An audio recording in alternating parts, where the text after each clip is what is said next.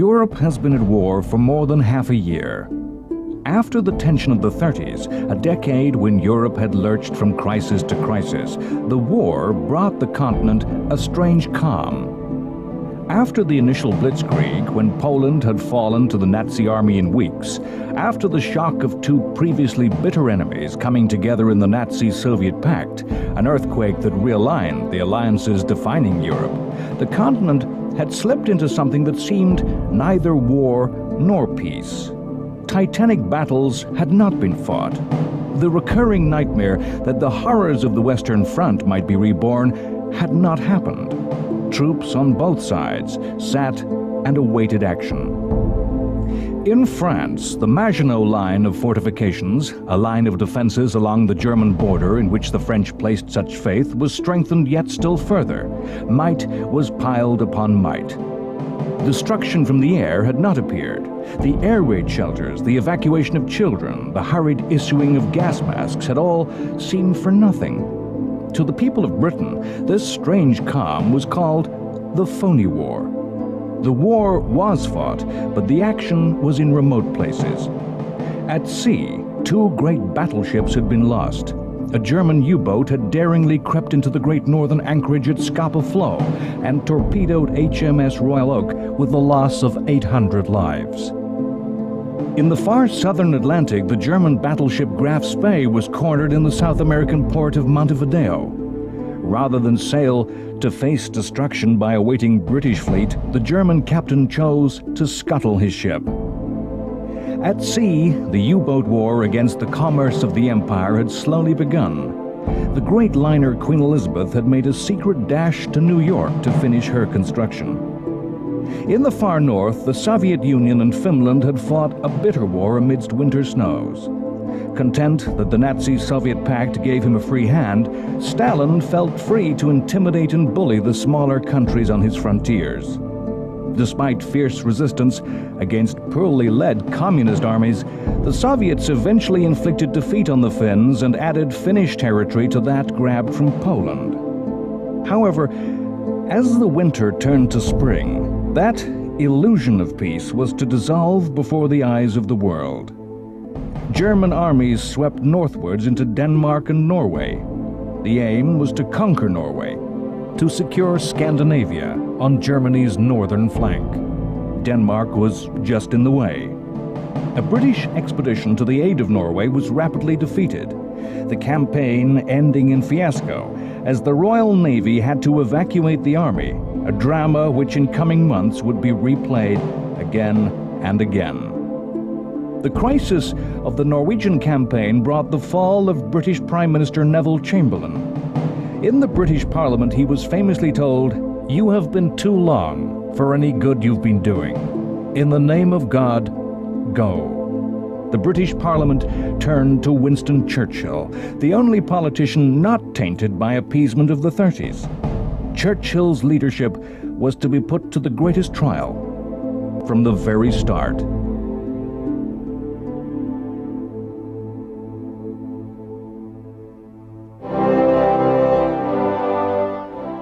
On the 13th of May, 1940, on taking office, Prime Minister Winston Churchill's message to his new government, to the Parliament and the people of Britain, mirrored the plight of their country. Powerless to make any move that could threaten the Nazi state, Churchill gave no quick and easy solution. He offered no hint of any possible compromise, accommodation, or understanding, no promise of any appeasement. "I have nothing to offer but blood, toil, tears, and sweat," he said. Churchill had come to power as the British war effort had collapsed into chaos in Norway. If the situation had seemed grave enough, the fortunes of Britain and her continental allies immediately plunged to new depths of despair.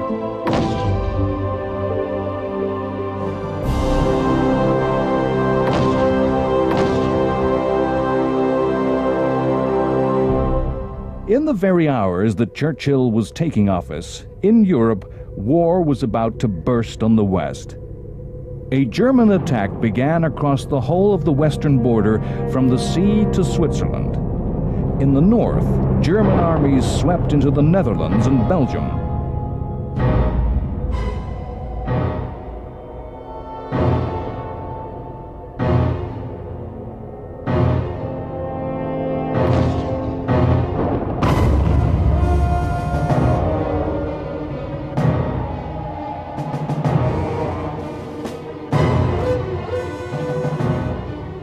In the south, 17 divisions were hurled against the fortresses and the defenders of the French Maginot Line. The territory into which the German armies marched was, for the great part, that which had been fought over a generation before.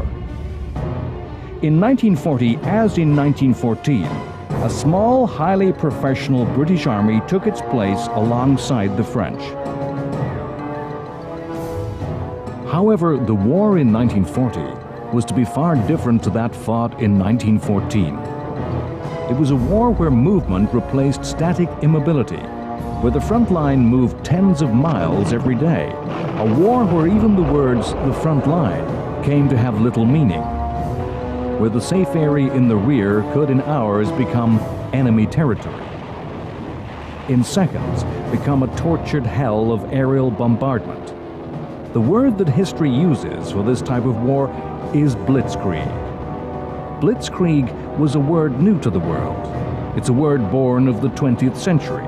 Its first recorded use was 1939, and since then has passed into nearly every language of the world. Blitz, lightning; Krieg, war. Blitzkrieg was known as the Lightning War. To understand how Blitzkrieg came about, as with so many of the events of World War II, is to understand the impact of World War I. In 1940, that this war of incredible mobility was played out upon the same stage as where only 30 years previously an entire generation died moving backwards and forwards over the same shattered few miles of earth, only emphasized the shock of the new. Throughout the history of human conflict, from the first time a club was swung in anger, the advantage in war has swung between the extremes of offense and defense.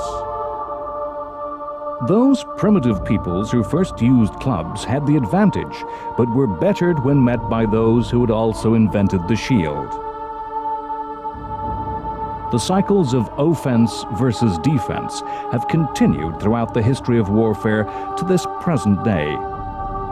In World War I, the perfection of just one weapon, the machine gun, had given the defense a crushing advantage. 2 men in protected positions could resist 1,000. The result was stalemate, as neither side could mount a decisive attack. The first tanks had appeared in the later stages of the Great War. Lumbering and clumsy, they had crawled their way across the mud, the trenches, and the barbed wire of no man's land. Their contribution to Allied victory was not clear. Over so many of the leaders of the Second World War hung the shadows and ghosts of 1914.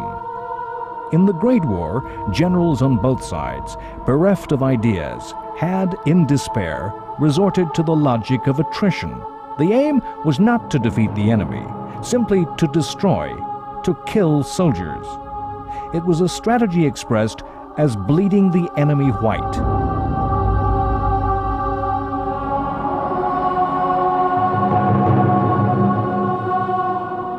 When the First World War was over, historians and military theorists all over the world sought to draw lessons. Winners always tend to think that the same tactics and weapons that won the last war will win the next. France thought the lessons of the war were that the defense had the upper hand, that the machine gun, the entrenched soldier, had the advantage. They sought to defend France by building a line of defenses all along the border with Germany. This was the Maginot Line, most accurately described as the Western Front, cast and set into concrete and steel. A complex of forts with protected underground roads, miniature railway systems, and deep bunkers as barracks.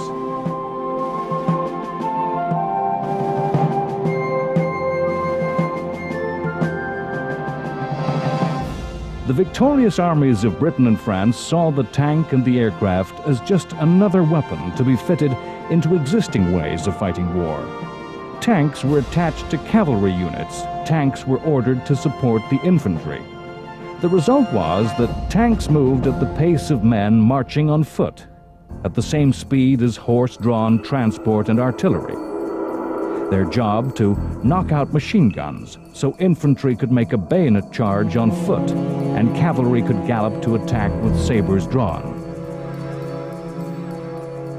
It would be completely wrong to suppose that the British and the French ignored the tank. Tanks, in fact, made up large numbers of both countries' armies. The weakness lay in the minds of the commanders, in the theories and ideas of war.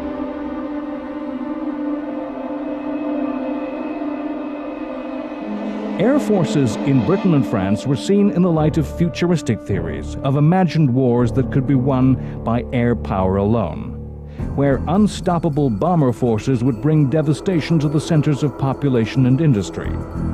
The Air Force officers of Britain and France encouraged these ideas. They meant air forces were independent, free from interference by generals or admirals. Britain and France were the winners of World War I. Germany had suffered national disaster. The terms of the Versailles Peace Treaty had destroyed the once proud German military. The German military mind was open to new ideas, rejecting the old ways of thinking that had failed to bring victory. Nazism, National Socialism, believed itself the politics of the future, with an ideology of newness which readily embraced modern theories and ideas.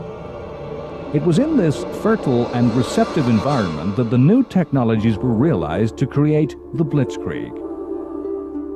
The idea was to create an armored and mechanized army in which all elements moved at the speed of the fastest, not the slowest, where infantry and artillery were mechanized and could keep up with the tanks, where airborne soldiers and paratroopers could be landed behind enemy lines, where the Air Force was not independent, fighting its own private war, but was instead dedicated to the support of the Army, with aircraft designed to attack tactical targets, troop formations, and supply lines in support of ground attack.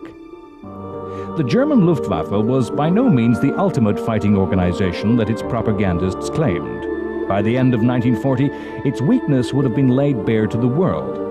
But in the early summer, the Luftwaffe stood at the peak of its strength and effectiveness.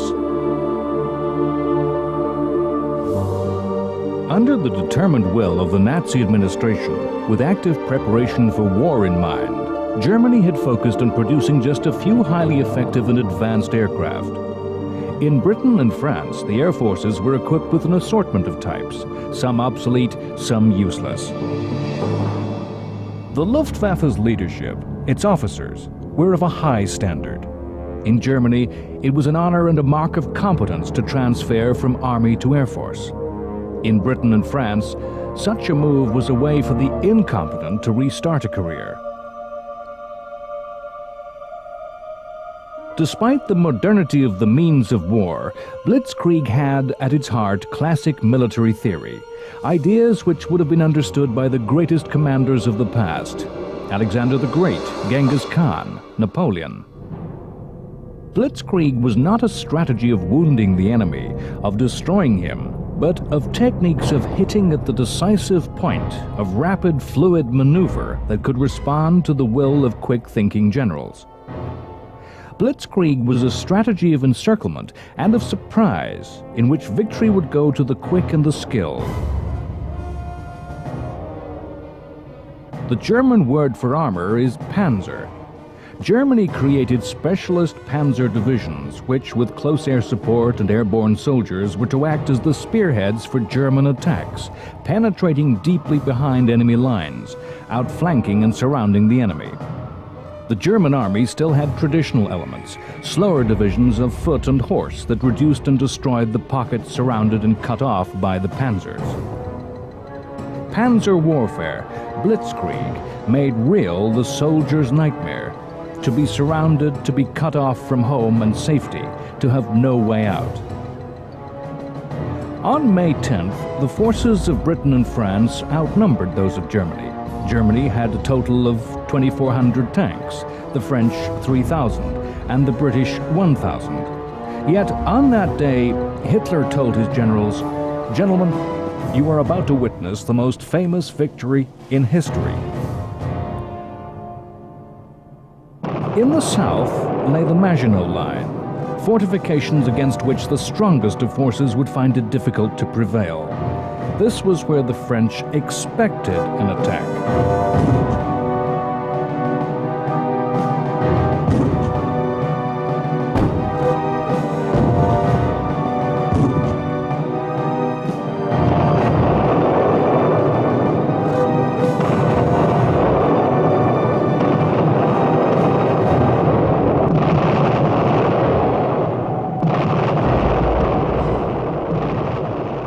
As a diversion, the Germans threw masses of ordinary non-mechanized and non-armored troops against the line.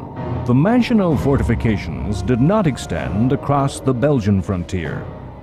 Opposite these areas in northern France stood the best of the French army and the entire British army, guarding against a strike that would seek to bypass and outflank the Maginot line and thrust to the rear towards Paris. This was what Germany had done in 1914, invading neutral Belgium to outflank the French. However, in 1940, the thrust came farther to the north, into Holland and northern Belgium. The French and British moved to meet the invasion. The northern attack was bait, an enticement, and a provocation. It was designed to draw the British and French to the north, into a trap, into destruction.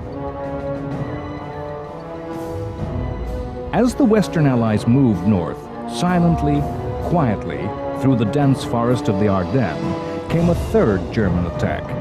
This concentrated the German panzer armies in one massive tank-based formation.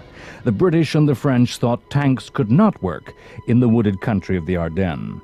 They could, and did, creeping slowly through narrow forest lanes, eventually to burst out into open countryside.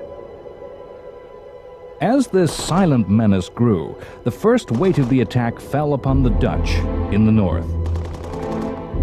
The Dutch were genuine neutrals, and surprise was complete. A tiny army protected the Netherlands, just 10 divisions strong. It was an army that had not been in the field since 1830. The Dutch Air Force was a mere 125 planes strong, and was half destroyed on the ground in the first hours of the assault.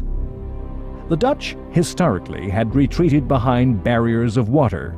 German airborne troops simply bypassed these defenses. On May 13th, the Luftwaffe, against no resistance, destroyed the historic center of the city of Rotterdam, and the Dutch surrendered.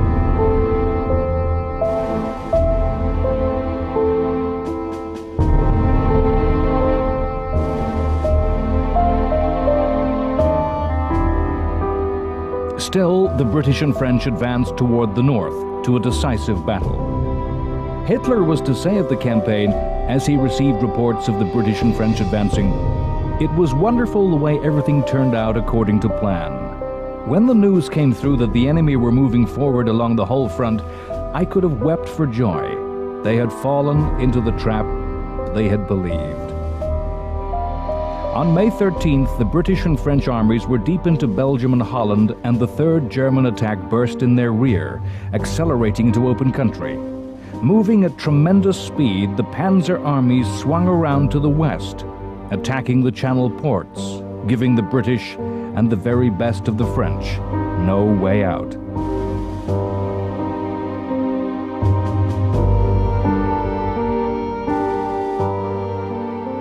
By May 25th, catastrophe faced the entire British army. The entire British war effort was placed in the gravest peril as the British Expeditionary Force was nearly surrounded.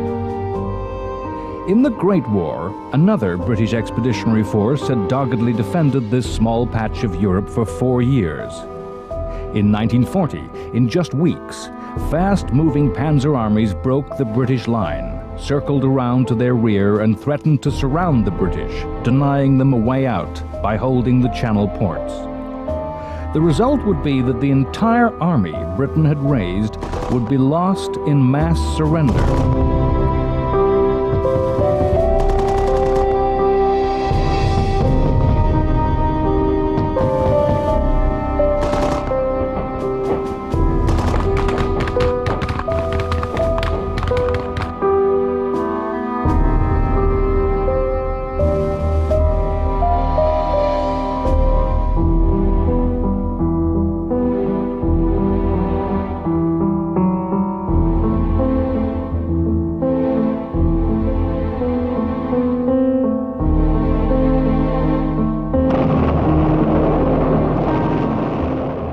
one door, one way home across the sea, lay slightly open. This was the French port of Dunkirk. The Royal Navy began to organize the army's escape. To close the trap, all the Germans had to do was take Dunkirk. The days between May 26th and June 3rd number among the most important in the history of the world. A point in the timeline of humanity where the actions of a single man, a single mind, a single will has a decisive influence on all that happens ever after. Within the encircled port were both British and French troops. That the British were planning escape was a fact at first hidden from the French. French troops were refused evacuation, and in ugly confrontations, British soldiers opened fire on their allies. The Panzer armies stood outside Dunkirk. They had paused to reorganize, regain their formations and shape, and were ready to make the final assault on the port, their generals ready, eagerly awaiting the order to attack. The order was to come from Adolf Hitler, and that command was crucially delayed for 48 hours. Was it a mistake? Or did Hitler fear he risked his forces? Did he not understand how close his dark ambition lay to fulfillment? Or was it simply loss of nerve? Hitler wanted to completely destroy and humiliate the French, but saw in Britain a potential friend and dreamed of his European empire allied with the British Overseas Empire, confronting and destroying the forces of Stalin's communism in the East. Of course, there were other factors that stayed the German armies. French armies fought fierce, covering attacks to win time. The Luftwaffe wanted to prove that it could defeat the British without ground forces. The result of Hitler's hesitation was what history has come to know as the Miracle of Dunkirk. Dunkirk mobilized the British talent for improvisation, for pulling in unity during crisis, that side of the British personality that is dogged, that refuses to give in, which adversity only inspires to ever stronger resistance. A hastily gathered fleet of small vessels, pleasure ships, small boats used by ordinary people for weekend holidays, crossed the channel and helped rescue the army from the beaches under the guns and bombs of the Third Reich. Abject defeat was turned into a kind of triumph, a kind of victory. Of course, the ships of the Royal Navy were the central element of the effort in the saving of the army, but the lasting image is of civilians, ordinary people, of the man next door, volunteering to climb into tiny craft designed for pleasure on sunny days, crossing a hostile sea to save soldiers from exposed and open beaches under remorseless air attack. A total of 338,000 soldiers escaped over the sea. After the British, 100,000 French were taken. All heavy equipment was lost. Vast stores of artillery, transport, and tanks fell into German hands. Men even threw away helmets and rifles in escape. But helmets, rifles, and tanks can be replaced. Dunkirk turned crushing and humiliating defeat into a version of victory. Dunkirk was demonstration of the British will to endure and in the end prevail. Dunkirk was one of the events of the dark days of the war that gave the British people belief in their future. The possible course of history, had Hitler closed the trap, is stunning to contemplate. Britain would have had to surrender, the war might have ended, and the British Empire become ally to Hitler's tyranny and evil. With the escape of the British, in June, Belgium too capitulated and surrendered to the German occupation. With Nazi armies just 20 miles off sea from British territory, Churchill again repeated a message of defiance. In one of his most famous speeches, he once again took words and forged them into weapons. "We shall go on to the end. We shall fight in France. We shall fight on the sea and oceans.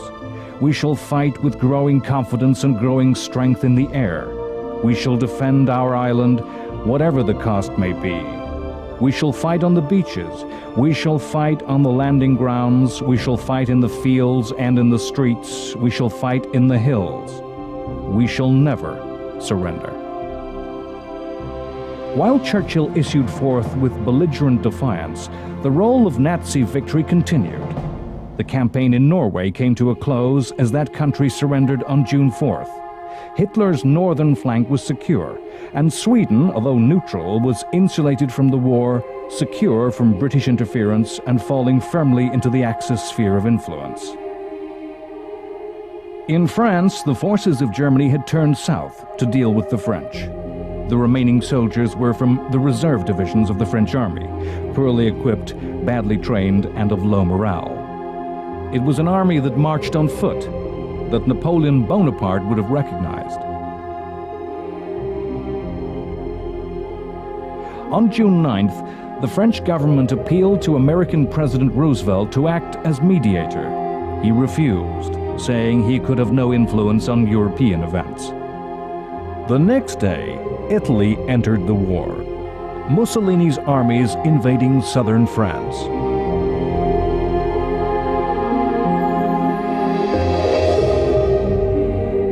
Mussolini was simply eager to make sure of a share of the spoils, not to be left out in the victory.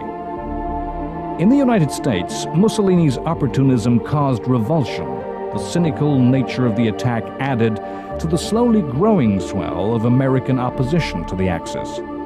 Italy's first involvement in the fighting could have been taken as a warning that Italy would prove an eventual liability to the Nazi-fascist alliance. The French troops opposing the Italians in the south beat off the invasion, and only the later collapse against German forces attacking from the north prevented an embarrassing repulse for the Italians. In France, an impending sense of crisis caused the government to recall to office a hero of the Great War. Marshal Philippe Pétain had been the hero of 1915 and 1916. At the height of the Battle of Verdun, an earlier dark hour of crisis, his simple message of defiance, the famous words, "Ils ne passeront pas," "They shall not pass," had become a battle cry. This spirit of defiance reflected that offered by Churchill. Tragically, the Pétain of 1940 was not the same man as the hero of 1915. The guilt of many thousands of lives lost, their last dying words, that battle cry, weighed heavy on the old man's shoulders. Pétain immediately suggested a peace with Hitler. On June 10th, the French government fled Paris and declared the city open, hoping by doing so to prevent the capital being fought over and destroyed. Churchill urged them to fight in the streets of Paris, to never surrender. But he was ignored.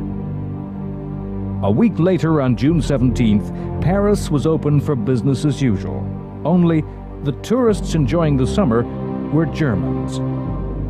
At the same time as some Frenchmen served their conquerors drinks, others were still fighting. Ironically, the Maginot Line had proved impregnable, secure until the very last. The Germans forced the French to sign the surrender in the preserved railway car that had seen the German capitulation in 1918. This was just one of a series of vengeful humiliations which Hitler was to inflict upon his enemy.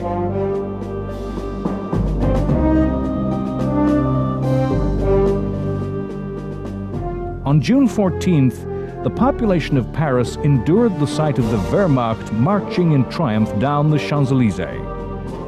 The surrender terms that Hitler imposed on the French were revenge and retribution for the humiliation of the Treaty of Versailles, a humiliation that the corporal decorated for bravery on the Western Front had felt so keenly. The French army was reduced to 100,000. The cost of the German occupation was to be borne by the French.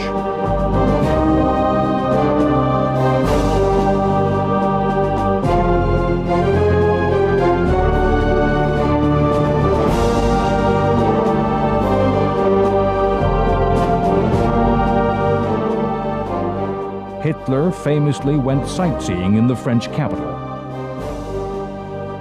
On the other side of the continent of Europe, yet another opportunist state took its chance. the Soviet Union invaded and extinguished the independence of the tiny Baltic states of Latvia, Lithuania, and Estonia, annexing them into the USSR. On June 17th, Pétain was made premier of a new French government which had made peace with Hitler, with a base in the southern French town of Vichy. The Vichy regime was to become a byword for collaboration and betrayal. On June 18th, another Frenchman, Charles de Gaulle, made a broadcast from London to the French people. He boldly declared that the war was not over and the French must resist. He denied that the Vichy regime had any legitimacy. De Gaulle's story truly proves that there is such a thing as destiny. De Gaulle was a devout Catholic and fierce patriot. 3 times wounded in the First World War, he spent much of that conflict as a prisoner of the Germans. His life, until World War II, was spent as an unspectacular career soldier. He wrote books about armored, mechanized war, but his ideas found no acceptance in the French military. In 1940, he was made the commander of a division that was forming, which had some minor successes as the French army crumbled. On June 6th, he was appointed a junior defense minister in the hastily reorganized government. He was a minister for just 10 days, but during that short period, he met and impressed Winston Churchill. When the French government resigned on June 16th, de Gaulle was smuggled into the UK. At Churchill's personal insistence, his famous broadcast was made. De Gaulle became recognized as the head of the Free French and began to mastermind a strategy of striking back at the Axis from wherever possible, most notably the far-flung corners of the French colonial empire. Remote corners of the world declared war against Vichy and the Axis.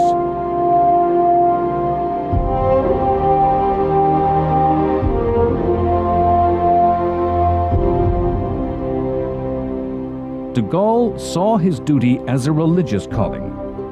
"Events impose this sacred duty on me. I shall not fail to carry it out," he said. De Gaulle would, in the coming years, boldly fight as the leader of a free people, mounting actions independent of his allies. Through strong self-belief, he refused to become subject to Britain and acted as an independent leader. Pétain's government tried de Gaulle for desertion and, in his absence, condemned him to death. The 100,000 Free French were just the largest group of defiant exiles that had refused to surrender to the Germans and by roundabout routes had escaped from occupied Europe and found their way to Britain to carry on the war. A Czechoslovak brigade, 5,000 strong, existed as part of the British Army. 4 squadrons of the RAF flew with Czech markings. The Polish armed forces made up an even more sizable number of anti-Nazi forces. In 1940, there were 14,000 soldiers, numerous naval and merchant ships, and 5 squadrons in the Polish Air Force. In the coming Battle of Britain, Polish pilots were to be among the most resolute, courageous, and successful destroyers of German attackers.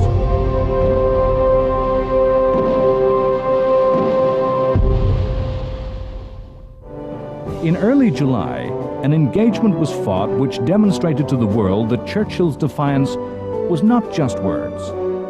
The French fleet, the 4th largest in the world, lay at anchor, having hardly seen action.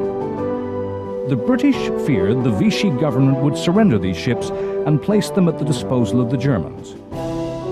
The Royal Navy sent a powerful fleet to lie off the ports in which the French fleet lay, and the French admirals were given hard choices: put to sea and join the British in a combined fleet, scuttle their ships, or be destroyed. The French Admiralty refused to comply and ordered all ships at sea to move to the ports where the main fleet lay to confront with the British. The Royal Navy intercepted the message and the British ships opened fire.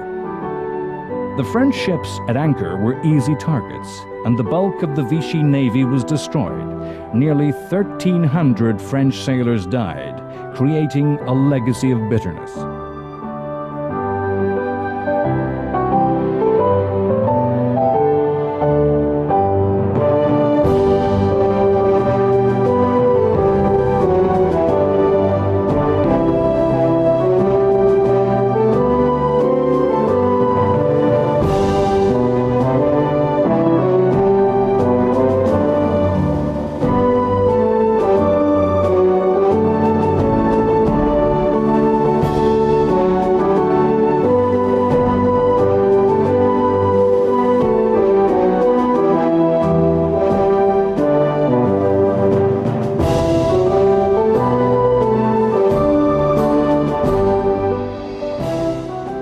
Churchill's words were turned into action. Britain really would pay any price to survive.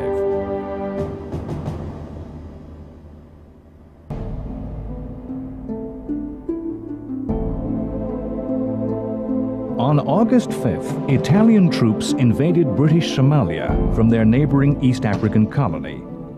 The motivation for war was once more Mussolini's ego and passionate, ravenous hunger for conquest to add to his new Roman Empire. The fighting between European powers and European ideologies was spreading over the surface of the planet to embroil all peoples. Men were to fight and die in all corners of the earth. The fall of France had a wide effect on the conduct of the war, affecting the war of resources, the war of economic and industrial strength. It has been said that all wars have at their root the control of resources, of food, of raw materials, of manufactured products, including weapons themselves.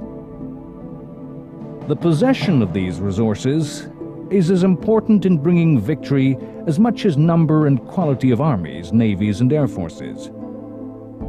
The preconditions of the war of resources was not in Britain's favor. In 1939, Germany was self-sufficient in food and most raw materials. Her supplies of energy were based on coal. Oils she had to import, but advanced science and technology meant that coal-based substitutes for oil could be found. In Britain, the position was far different. Britain was a trading nation which looked out to the rest of the world, its merchant fleet the largest. Britain needed to import no less than 55 million tons of goods of all kinds each year to survive. Compared to Germany's self-sufficiency, that merchant fleet had to bring wheat from North America, meat from South America and Australia. If all shipping imports to England were halted, it would take a mere few months to completely starve Britain to death. At the outbreak of war, the huge British Royal Navy had thrown a tight blockade around Germany, closing the narrow gaps of the Channel and the North Sea. German naval strength was trapped, their warships facing a long, tortuous journey before being able to attack British trade.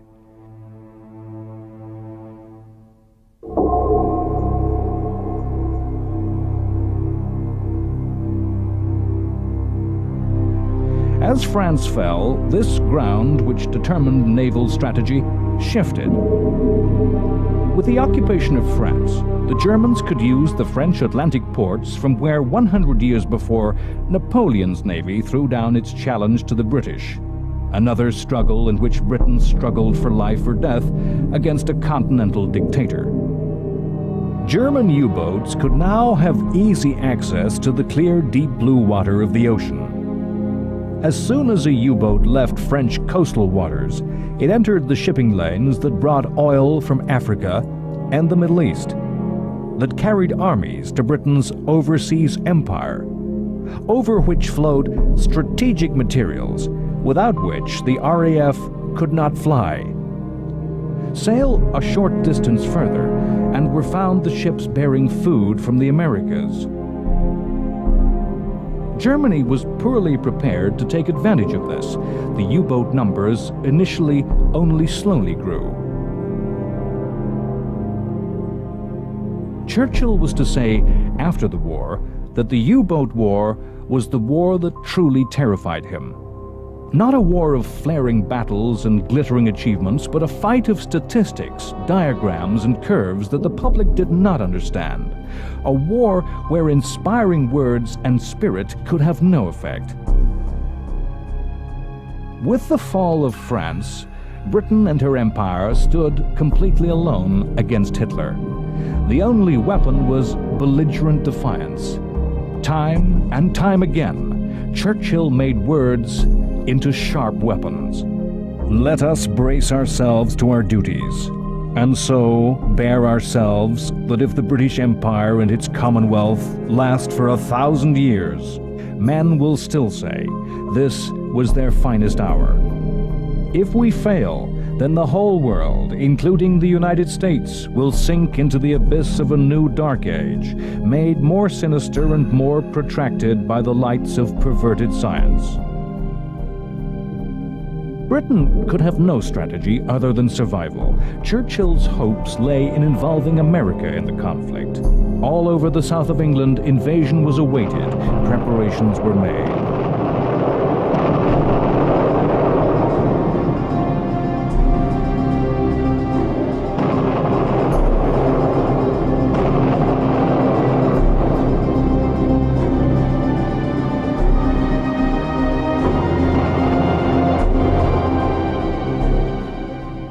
The famous Home Guard, of those too old and too young for military service, was recruited. It gave all a sense of involvement. With the passing of time, the measures of improvised weapons now seems comedic, the stuff of farce. From within the Home Guard, a highly secret elite of stay-behind saboteurs was given special training to work from secret hideouts.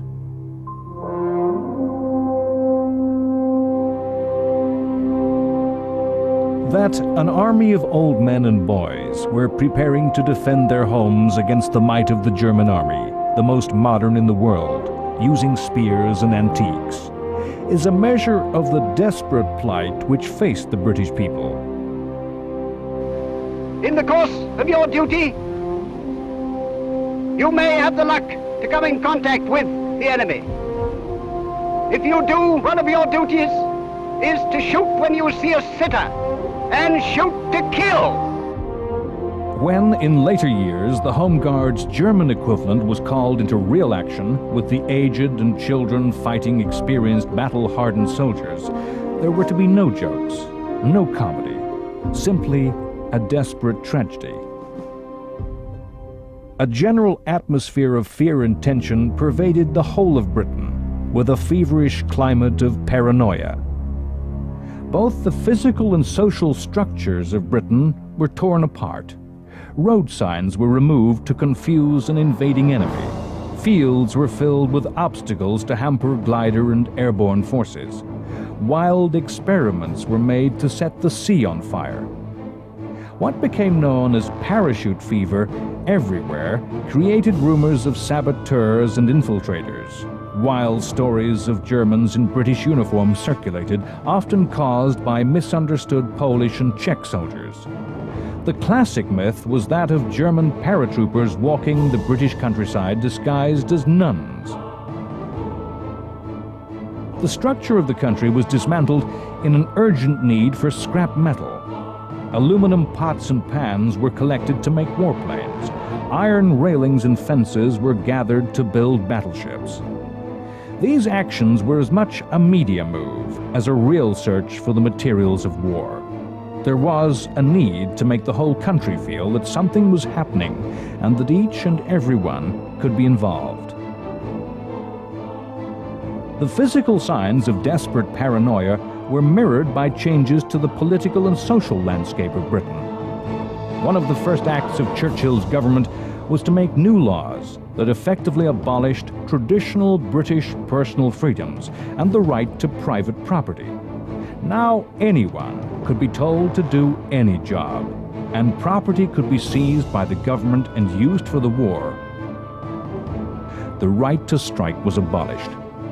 New taxes at 100% were introduced to prevent war profiteers. The democracy had paradoxically assumed the garb of the totalitarian dictatorship that it sought to destroy. The fear of subversion meant those thought politically suspect were arrested and detained. Pre-war British fascist leader Oswald Mosley was imprisoned, his followers in the British Union of Fascists interned. As the British people lived lives of febrile panic and paranoia, the fact remained that a few miles away, the German armed forces were preparing to complete the war with the invasion of Britain. It is a fact of history that wars very rarely turn out as political leaders or generals ever imagine. The Blitzkrieg had brought the Nazis stunning success at a speed they had never thought possible. Hitler's view of the world had never encompassed taking on the might of the British Empire.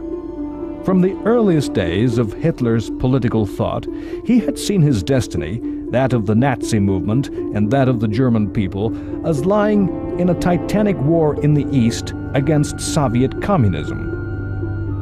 While Hitler may have sought humiliating revenge on the French, whom he viewed as the prime architects of Germany's interwar humiliation, against Britain and her empire, he had not planned a war.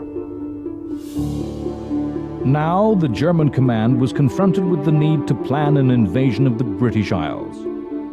Looked at from the perspective of the longer history of Europe, Germany was now placed in a classic dilemma. A strong continental power, used to looking strategically inwards, to the east, fighting its wars across land frontiers, was faced with the challenge of defeating the preeminent naval power. The invasion of Britain was codenamed Operation Seelöwe, Operation Sea Lion. Germany was not an historically great naval power, and its attack on Britain was planned more as a river crossing. Landings would be made on the beaches of southern England, and the panzers would thrust northward. Today, we think of amphibious warfare as using special landing craft and vessels. This was far from the case in 1940. The fleet to carry the German army across the sea was an improvised armada of river barges and merchant ships. The German Navy was not large enough to engage the British in a powerful fleet-to-fleet battle. Britain was historically the dominating sea power of the world, and its powerful navy would easily subdue and destroy any fleet of clumsy inland craft moving across the Channel. For the first time, there was a way to solve the problem of British naval power. All navies in 1940 were vulnerable to air attack. It was aircraft rather than the great guns of other battleships that were to cause the losses of capital ships. The British command of the sea could be countered by the Germans having command of the air. However, to gain command of the air, the Germans had to destroy the RAF. In Churchill's words, "The Battle of France is over. The Battle of Britain has begun." Next time on World War II, The Complete History, the Battle of Britain rages in the skies over southern England, as Hitler's Luftwaffe throws its strength of more than 1,000 bombers against the fighters of the Royal Air Force. Its aim is total air supremacy over the British Isles, to negate British naval power, and enable the German army to cross the river and mount the first foreign invasion of the British in nearly 1,000 years.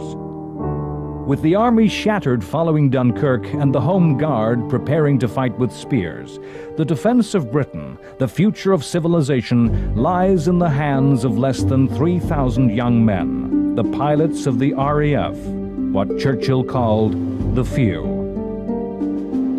The battle is a war of courage and of technology, as state-of-the-art fighters meet in air-to-air combat.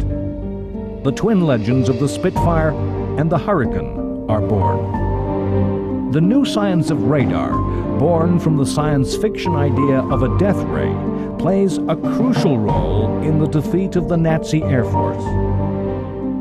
As Hitler and Luftwaffe commander Goering play for higher and higher stakes, throwing more and more of Germany's strength against Britain, the tide of battle begins to turn against Britain. In a dramatic switch of policy once more, Hitler makes the wrong choice, and mounting losses force the Luftwaffe to abandon attacks. The Battle of Britain ends, and the Blitz begins. A ruthless assault by night brings death and destruction to the cities, as Hitler tries to break the will of the British people. Hitler fails. His efforts only increase the will of the British people to never surrender.